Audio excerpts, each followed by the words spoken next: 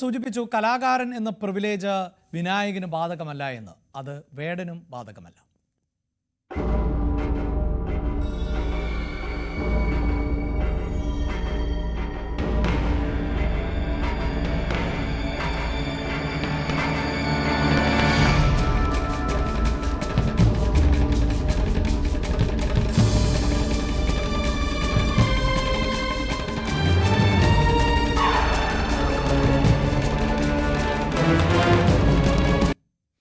ബലാത്സംഗ കേസിൽ പ്രതിയായ റാപ്പർ വേടനെ തേടി പോലീസ് സംസ്ഥാനത്തിന് പുറത്തേക്ക് നീങ്ങുകയാണ്. മുൻകൂർ ജാമ്യം പരിഗണിക്കും മുമ്പ് അറസ്റ്റ് ചെയ്യാനാണ് നീക്കം.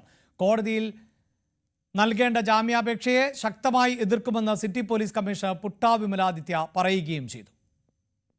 ഹൈക്കോടതിയിൽ മുൻകൂർ ജാമ്യാപേക്ഷ പരിഗണിക്കുന്നുണ്ടെങ്കിലും കേസന്വേഷണത്തിൽ ഒരിളവും വേണ്ടെന്നാണ് പോലീസിന്റെ തീരുമാനം. സാധാരണ മുൻകൂർ ജാമ്യാപേക്ഷകൾ പരിഗണിക്കുമ്പോൾ അതിന്റെ തീരുമാനം വരാൻ അന്വേഷണ സംഘം കാത്തിരിക്കാറുണ്ട്. എന്നാൽ ഗുരുതര സ്വഭാവമുള്ള കേസായതിനാൽ ജാമ്യാപേക്ഷ പരിഗണിക്കുന്നതിന് മുൻപ് തന്നെ റാപ്പർ വേടനെ അറസ്റ്റ് ചെയ്യാനാണ് നീക്കം. വേടന്റെ ജാമ്യാപേക്ഷയെ കോടതിയിൽ പോലീസ് ശക്തമായി എതിർക്കുമെന്ന് സിറ്റി പോലീസ് കമ്മീഷണർ പുട്ടാ വിമലാദിത്യ പറഞ്ഞു. ജാമ്യാപേക്ഷ പരിഗണിക്കുന്നതിന് മുൻപ് തന്നെ കേസിന്റെ മൊഴി രേഖപ്പെടുത്തുന്നതിനുള്ള നടപടികൾ പൂർത്തിയാക്കുകയാണ്. പരാതിയിൽ പറയുന്നവരുടെ മൊഴികൾ രേഖപ്പെടുത്തുന്നു. വിവാഹ വാഗ്ദാനം നൽകി മാനഭംഗപ്പെടുത്തിയെന്ന ഡോക്ടറായ യുവതിയുടെ പരാതിയിൽ തൃക്കാക്കര പോലീസ് രജിസ്റ്റർ ചെയ്ത കേസിലാണ് നടപടികൾ. ഉഭയസമ്മതപ്രകാരമുള്ള ബന്ധമായിരുന്നുവെന്നും ഇപ്പോൾ തെറ്റായ ആരോപണം ഉന്നയിക്കുകയാണെന്നുമാണ് വേടന്റെ വാദം. തന്നെ അപകീർത്തിപ്പെടുത്താൻ ഒരു സംഘം ആളുകൾ നടത്തുന്ന സംഘടിത ശ്രമത്തിന്റെ ഭാഗമാണ് പരാതിയെന്ന് വേടന്റെ ഹർജിയിൽ പറയുന്നു. പീഡന പരാതി നൽകുമെന്ന ഭീഷണി സന്ദേശങ്ങൾ കഴിഞ്ഞ ദിവസങ്ങളിൽ തനിക്കും മാനേജർക്കും ഫോണിൽ ലഭിക്കുന്നുണ്ടായിരുന്നു. വിവാഹ വാഗ്ദാനം നൽകി പീഡിപ്പിച്ചെന്ന കേസ് മാനഭംഗത്തിന്റെ പരിധിയിൽ വരില്ലെന്ന് സുപ്രീം കോടതി തന്നെ വ്യക്തമാക്കിയതാണ്. അന്വേഷണവുമായി സഹകരിക്കാൻ തയ്യാറാണ്. കസ്റ്റഡിയിൽ ചോദ്യം ചെയ്യേണ്ട ആവശ്യമില്ലെന്നും അതിനാൽ മുൻകൂർ ജാമ്യം അനുവദിക്കണമെന്നുമാണ് വേടന്റെ ഹർജിയിലെ പ്രധാന വാദങ്ങൾ.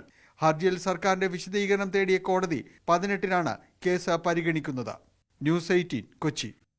കേരള ചാനലിനും മാധ്യമപ്രവർത്തകയ്ക്കും എതിരെ അസഭ്യവർഷവുമായി നടൻ Vinayakan. News 18 deputy news editor Aparna കുറുപ്പിനെയും ചാനൽ മേധാവികളെയുമാണ് സഭ്യതയ്ക്ക് നിരക്കാത്ത ഭാഷയിൽ വിനായകൻ വിമർശിച്ചത്.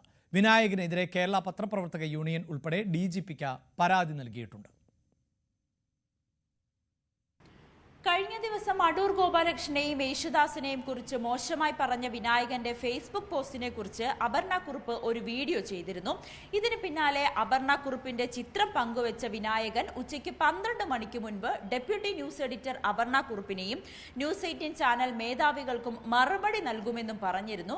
കൃത്യം 11:39 തന്നെ സോറി എന്ന് മാത്രം വിനായകൻ ഫേസ്ബുക്കിൽ എഴുതി. അത് സിനിമാ കോൺക്ലേവിലുണ്ടായ വിവാദങ്ങളിൽ അടൂർ ഗോപാലകൃഷ്ണനെയും യേശുദാസിനെയും ഒക്കെ വിനായകൻ വിമർശിച്ചിരുന്നു. ഇത് വാർത്തയായതിനു പിന്നാലെ ഒറ്റവാക്കിൽ മാപ്പ് എന്നെഴുതി ഫേസ്ബുക്കിൽ പങ്കുവെച്ചതായിരിക്കുമെന്നാണ് നിഗമനം. വൈകാതെ തന്നെ അധിക്ഷേപ പോസ്റ്റും പ്രത്യക്ഷപ്പെട്ടു. ഭീഷണി എന്ന വാക്കിന്റെ അർത്ഥമറിയാത്ത ചാനൽ എന്ന് പറഞ്ഞു തുടങ്ങുന്ന പോസ്റ്റിൽ പുലഭ്യം എങ്ങനെ അസഭ്യമാകുമെന്നാണ് വിനായകന്റെ പ്രധാന ചോദ്യം. അപർണ കുറുപ്പിന്റെ പേര് എടുത്തു പറഞ്ഞുകൊണ്ടാണ് വിനായകൻ ഈ ഫേസ്ബുക്ക് പോസ്റ്റ് ഇടുകയും ചെയ്തത്. അപർണ കുറുപ്പിനെയും മാധ്യമപ്രവർത്തകരെയും ഒന്നാകെ അവഹേളിച്ച വിനായകനെതിരെ കേരള പത്രപ്രവർത്തക യൂണിയൻ DGPക്ക് പരാതി നൽകുകയും ചെയ്തിട്ടുണ്ട്. എന്തായാലും വിനായകന്റെ അധിക്ഷേപ പോസ്റ്റിനെ വിമർശിച്ചുകൊണ്ട് ഒട്ടേറെ പേരാണ് രംഗത്തെത്തിയിരിക്കുന്നത്.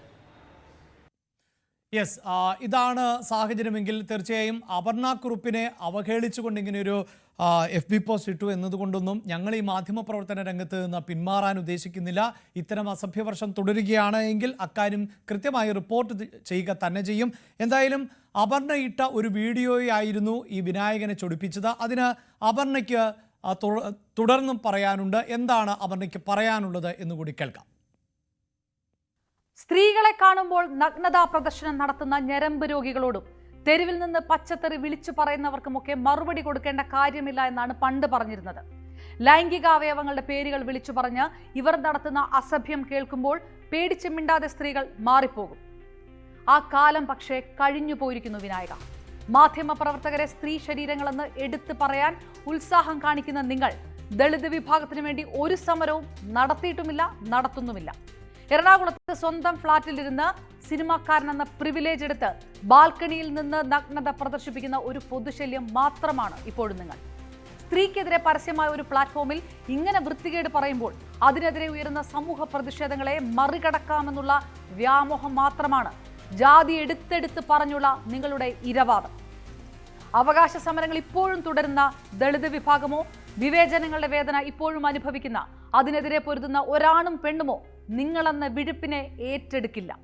ദളിത് ആക്ടിവിസ്റ്റുകൾ പോലും നിങ്ങൾ നടത്തിയ അശ്ലീല സംഭാഷണങ്ങൾ ആരും മറന്നിട്ടില്ല. വിമർശനങ്ങൾക്ക് മറുപടി ഇല്ലെങ്കിൽ സ്ത്രീകളെ കേട്ടാൽ അറക്കുന്ന പച്ചത്തെറി വിളിക്കുന്നതും ആ പച്ചത്തെറിയൊക്കെ സ്വത്വവാദമാണെന്ന് പറയുന്നതുമൊക്കെ കേട്ട് കൈയടിക്കാൻ താങ്കളുടെ കൂടെ നിൽക്കുന്നത് അവകാശ സമരം നടത്തുന്ന ദളിത് വിഭാഗമല്ല, വെറും പെർവർട്ടുകൾ മാത്രമാണ്. അവരല്ല കേരളം. നല്ല കലാകാരനാണ് താങ്കൾ. കമ്മട്ടിപ്പാടവും ജയിലറും പോലെയുള്ള സിനിമകളിലെ നിങ്ങളുടെ ഗംഭീര പ്രകടനങ്ങൾ ഞാനടക്കമുള്ള മാധ്യമരംഗത്തെ സ്ത്രീ ശരീരങ്ങൾ തിയേറ്ററുകളിൽ പോയി കണ്ടതാണ്, പ്രോത്സാഹിപ്പിച്ചതാണ്.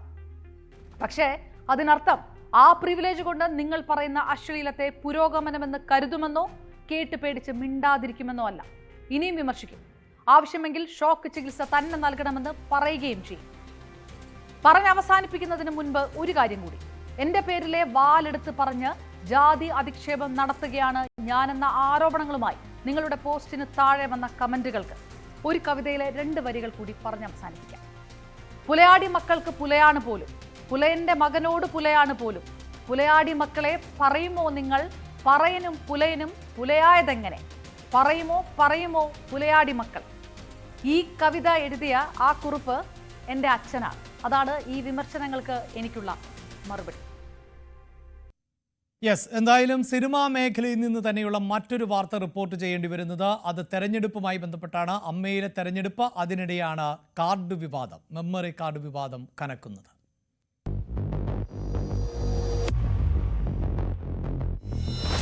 മെമ്മറി കാർഡ് വിവാദത്തിൽ DGPക്ക് പരാതി നൽകിയിരിക്കുകയാണ് നടി കുക്കു പരമേശ്വരൻ. തെരഞ്ഞെടുപ്പിൽ മത്സരിക്കുമെന്ന തന്നെ തേജോവധം ചെയ്യാനാണ് ശ്രമമെന്നും കടുത്ത സൈബർ ആക്രമണം നേരിടുന്നു എന്നും പരാതിയിൽ പറയുന്നുണ്ട്. അതേസമയം മെമ്മറി കാർഡ് എവിടെയെന്ന ചോദ്യത്തിന് കുക്കു പരമേശ്വരൻ മറുപടി നൽകണമെന്നാവശ്യപ്പെട്ട് താരസംഘടനയായ അമ്മയ്ക്ക് പരാതി നൽകാൻ ഒരുങ്ങുകയാണ് ചില വനിതാ താരങ്ങൾ. മെമ്മറി കാർഡിന്റെ പേരിൽ തനിക്കെതിരെ ഗൂഢാലോചന നടക്കുന്നതായാണ് നടി കുക്കു പരമേശ്വരൻ സംസ്ഥാന പോലീസ് മേധാവിക്ക് നൽകിയ പരാതിയിൽ പറയുന്നത്. മെമ്മറി കാർഡുമായി തനിക്ക് ഒരു ബന്ധവുമില്ല, അനാവശ്യമായി തന്റെ പേര് വലിച്ചിഴയ്ക്കുന്നു, താൻ കടുത്ത സൈബർ ആക്രമണം നേരിടുന്നതായും തെരഞ്ഞെടുപ്പ് മത്സരിക്കുന്ന തന്നെ തേജോവധം ചെയ്യാനാണ് ശ്രമമെന്നും കുക്കു നൽകിയ പരാതിയിൽ പറയുന്നുണ്ട്. ഉഷാ ഹസീനയ്ക്കും മറ്റ് 2 പേർക്കുമെതിരെയാണ് പരാതി നൽകിയിരിക്കുന്നത്. അതേസമയം ദുരനുഭവങ്ങൾ റെക്കോർഡ് ചെയ്ത മെമ്മറി കാർഡ് തിരികെ നൽകണമെന്നാവശ്യപ്പെട്ട് താരസംഘടനയായ അമ്മയ്ക്കും മുഖ്യമന്ത്രിക്കും വനിതാ കമ്മീഷനും മനുഷ്യാവകാശ കമ്മീഷനും DGPക്കും നടി ഉഷാ ഹസീന പരാതി നൽകുകയും ചെയ്തു. സ്ത്രീകൾ അനുഭവങ്ങൾ തുറന്നു പറഞ്ഞത് റെക്കോർഡ് ചെയ്തത് തെറ്റാണെന്ന് നടൻ ദേവൻ പ്രതികരിച്ചു. കാരണം അമ്മയ്ക്ക് ഒരു കമ്മിറ്റി ഉണ്ട്. ആ കമ്മിറ്റിയിൽ വന്നിട്ട് എന്താണ്, അല്ലാതെ നമ്മളൊരു റെക്കോർഡ് ചെയ്യുക എന്നൊക്കെ പറഞ്ഞു കഴിഞ്ഞാൽ അത് ശരിയല്ല എന്നുള്ള ഒരു അഭിപ്രായക്കാരൻ ഞാനത്. അത് എന്തുകൊണ്ട് അമ്മ ആക്ഷൻ എടുത്തില്ല എന്നുള്ളത് നമുക്ക് നോക്കുമ്പോൾ അത് തെറ്റ് തന്നെയാണ്. പൊതുസമൂഹത്തിന് മുന്നിൽ വന്ന് ആരോപണം ഉന്നയിച്ചവർ എന്തുകൊണ്ട് കേസ് കൊടുക്കാൻ വൈകിയെന്ന് നടി മാല പാർവതി ചോദിച്ചു. ഈ ഉഷാ ഹസീനയും പൊന്നമ്മ ബാബു നേരത്തെ കൊടുത്തിരുന്നെങ്കിൽ ഈ വിവാദമല്ലോ ഉണ്ടോ? കൊടുത്താൽ പോരായിരുന്നോ? ഇതല്ലേ ആദ്യം തൊട്ടേ പറഞ്ഞുകൊണ്ടിരിക്കുന്നത്, നിങ്ങൾ കേസ് കൊടുക്കൂ, ഇവിടെ ഇങ്ങനെ മാധ്യമങ്ങളിൽ സംസാരിക്കല്ലേ, കേസ് കൊടുക്കൂ എന്ന് പറഞ്ഞുകൊണ്ടിരുന്ന. വനിതാ അംഗങ്ങളുടെ വെളിപ്പെടുത്തൽ റെക്കോർഡ് ചെയ്ത മെമ്മറി കാർഡ് ഉപയോഗിച്ച് കുക്കു ചില വനിതാ താരങ്ങളെ ഭീഷണിപ്പെടുത്തിയെന്നാണ് ആരോപണം. അമ്മയുടെ ജനറൽ സെക്രട്ടറി സ്ഥാനത്തേക്ക് കുക്കു പരമേശ്വരൻ മത്സരിക്കുന്നതിന് പിന്നാലെയാണ് വിവാദങ്ങൾ ആളിക്കത്തുന്നത്.